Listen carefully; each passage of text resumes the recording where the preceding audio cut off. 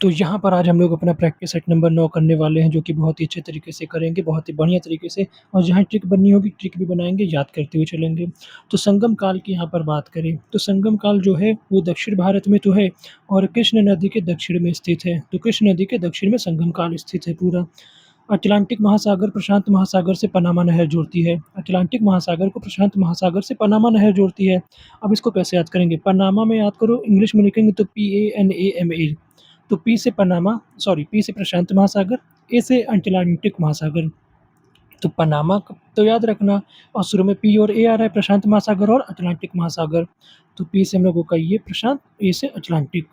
भूमध्य सागर को लाल सागर से कौन जोड़ता है? तो सुएज़ नहर जोड़ती है। इसको ट्रिक बना सकते हैं। देखो, लाल से याद रखो, लाल सिंदूर।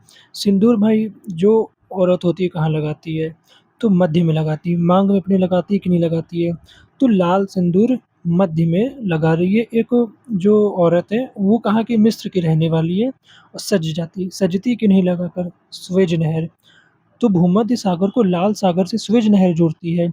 लाल सिंदूर मध्य में लगाओगे और मध्य में लगा के क्या होगा? मतलब आप नहीं लगाओगे, जो फीमेल्स रहेंगी, शादी हो जाएगी, वो लगाएगी और वो सज जाएगी। सजेगी कि नहीं सजेगी? सजने के लिए तो लगाएगी। तो इसको आप लोग ऐसे याद कर सकते हो। प्राकृतिक निकाय के संग्रह के रूप में मृदा को 8 अध्ययन, ये जो मृदा का अध्ययन होता है, ये इसको क्या कहते हैं? पेडोलॉजी कहते हैं। 8 प्रकार की मिट्टी होती है। मिट्टी के अध्ययन को पेडोलॉजी कहते हैं। चट्टानों के टूटने से बनी है। भारत की मिट्टी में नाइट्रोजन, फास्फोरस, ह्यूमस की कमी है। अनवरत योजना की अवधारणा किसने दी है? तो भाई गुन्नार मिर्डल ने दी है। तो जैसे आप लोगों ने देखा होगा कि जो हम लोगों का 66 से 69 तक, 1966 से 1969 तक हम लोगों का जो पंचवर्षीय योजना थी, रोक दी गई थी। वहाँ पे बोला गया था कि भाई रोलिंग प्लान चलाओ, 1-1 साल का टारगेट लो, उसको करते चलते हैं। तो ये अवधारणा किसने दी थी? गुन्नार मिर्डल ने दी थी। एशियन ड्रामा इनकी बुक का नाम है। भारत में आधारभूत जो कोर इंडस्ट्रीज़ है, वो टोटल कितनी है? 8 प्रकार की हैं। तो यहाँ पे बात करते हैं जो आठों हैं, उनके नाम क्या-क्या हैं, क्योंकि काफ़ी ज़्यादा इम्पोर्टेंट हो जाती हैं। रिफाइनरी उत्पाद, कोयला, कच्चा तेल, उर्वरक, प्राकृतिक गैस, सीमेंट उद्योग, बिजली, स्टील, इनके बिना देश चल ही नहीं सकता है। इंफ्रास्ट्रक्चर देती हैं, मतलब बहुत इम्पोर्टेंट है, ये जो 8 के 8 हैं, बहुत इम्पोर्टेंट हैं। इनके सूचकांक का प्रकाशन वाणिज्य एवं उद्योग मंत्रालय करता है।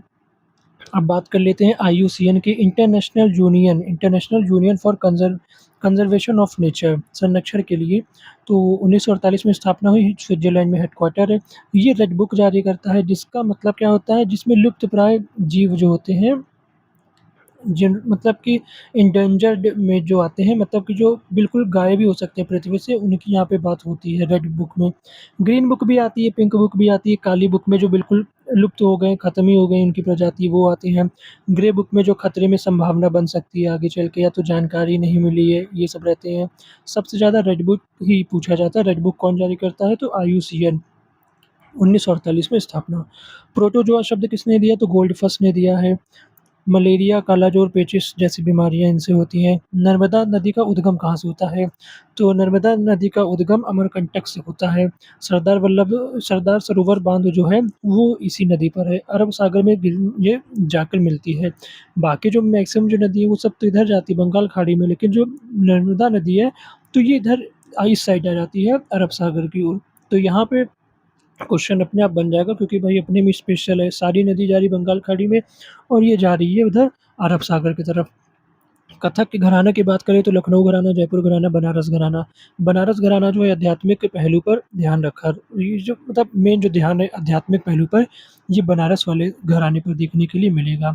इनके कुछ यहाँ पे बात करें तो किशन महाराज, कलाकार रसूलन बाई, गिरिजा देवी। अब मछली की बात करते हैं, मछली के तलमज्जी प्रकार, डिमर्सल। तो यहाँ पे समुद्र के गहरे पानी में मछली की तलमज्जी प्रकार पाई जाती है। मछली के अध्ययन को इक्थियोलॉजी कहते हैं। क्या बोलते हैं? इथियोलॉजी।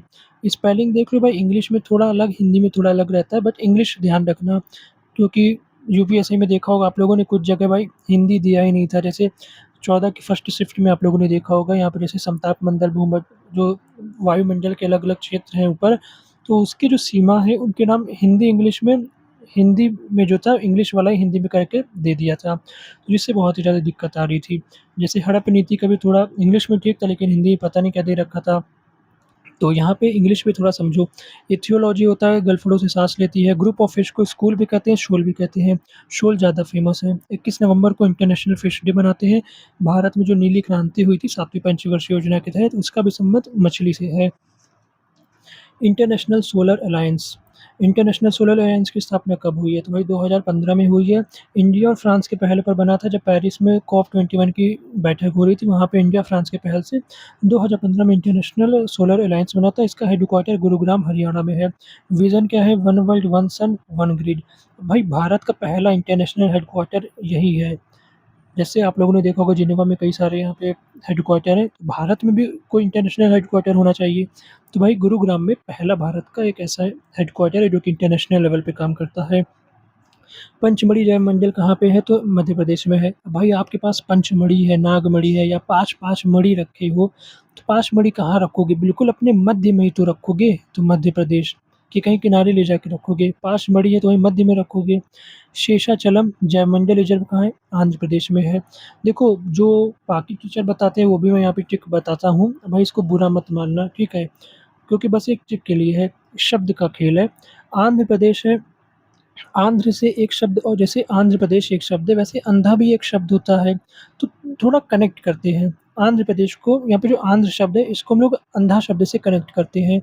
तो शेषचलम, शेषनाग जैसे आप लोगों ने सुना होगा, तो शेषनाग, शेषाचलम, शेषनाग पे कौन चलेगा? शेषनाग पे कौन चलेगा? अभी कोई अंधा व्यक्ति होगा, वो चलते-चलते जाएगा, उसको थोड़ी दिखाई दे रहा है, शेषनाग मिलेगा, उस पे भी चल सकता है। तो शेषनाग पे कौन चलेगा? अंधा व्यक्ति चलेगा। स्वतंत्रता के बाद यूपी के पहले आईजीपी बीएन लाहिड़ी 1982 तक आईजीपी ही पुलिस के मुखिया थे उत्तर प्रदेश में, लेकिन बाद में फिर 1982 से डीजीपी को बनाया गया। मानवाधिकार सार्वभौमिक की घोषणा से यहाँ पे बात करें तो जो मसौदा था, तो मसौदा किसने बनाया? पीटर्स हनफ्रे ने बनाया और समिति की अध्यक्षता किसने की? इलेनोर रूज़वेल्ट ने। दोनों शब्द बहुत इम्पोर्टेंट है।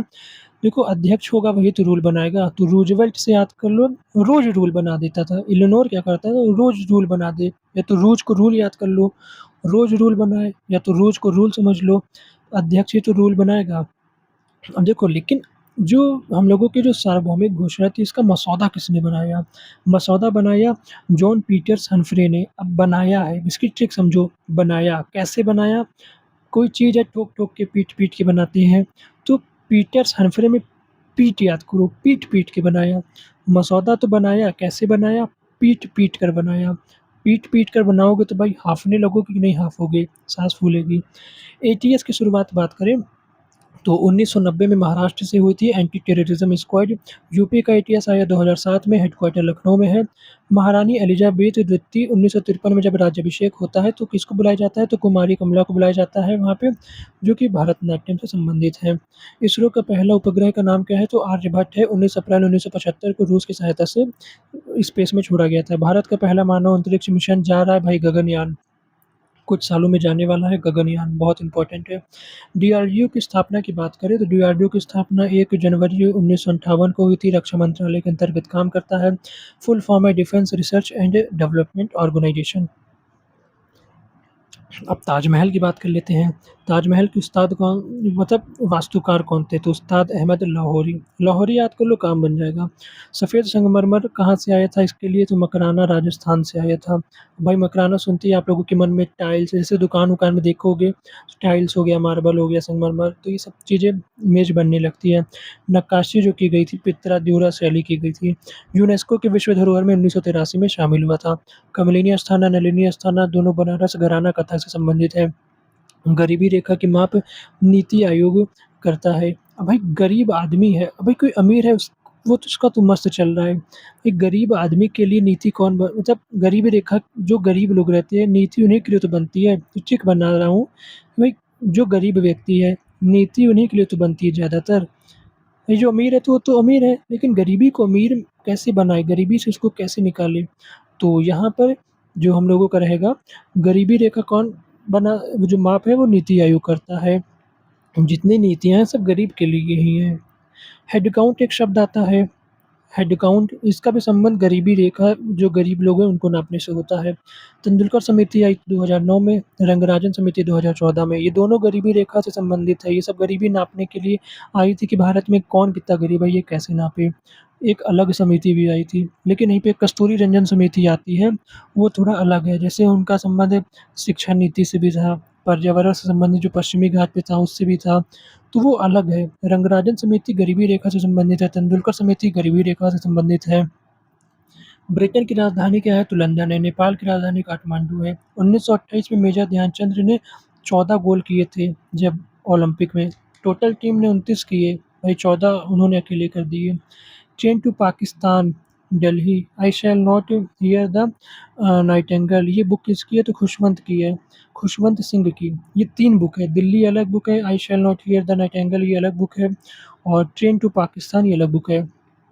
भाई अगर जैसे यहाँ पे कुछ पाकिस्तानी लोग रहते हैं या वहाँ वाले रहते हैं, ट्रिक बना रहा हूँ कि मान लो कोई ट्रेन है जो रुकी हुई थी, अब ट्रेन चल रही पाकिस्तान से, कुछ लोग खुश हो जाओगे कि नहीं हो जाओगे? सभी तो खुश नहीं होंगे, लेकिन जिनका भाई घर परिवार इधर-उधर है, तो वो लोग क्या होंगे अगर ट्रेन टू पाकिस्तान चलेगी या वहाँ से यहाँ आएगी, कुछ लोग खुश हो जाएँगे। लेकिन फैसला कौन लेगा? दिल्ली में बैठे लोग ही तो लेंगे, भाई चलनी है कि नहीं चलनी है। तो खुशवंत सिंह ये ट्रिक बना सकते हो। ए सुइटेबल बॉय किसकी रचना है? तो विक्रम सेठ की है। इनकी एक और रचना जो मैंने पिछले आपको बताया था क्लास में, जो गोल्डन गेट थी कि गोल्डन गेट, गेट गोल्डन किसका रहेगा? भाई सेठ लोगों का ही तो गेट गोल्डन रहता है। समक्का असल लम्बा जतारा ये तेलंगाना से संबंधित है, ठीक है? तो ये हम लोगों का ये वाला सेट हो गया है। नेक्स्ट वीडियो में हम लोग अगला कवर करेंगे। वीडियो देखने के लिए बहुत-बहुत धन्यवाद।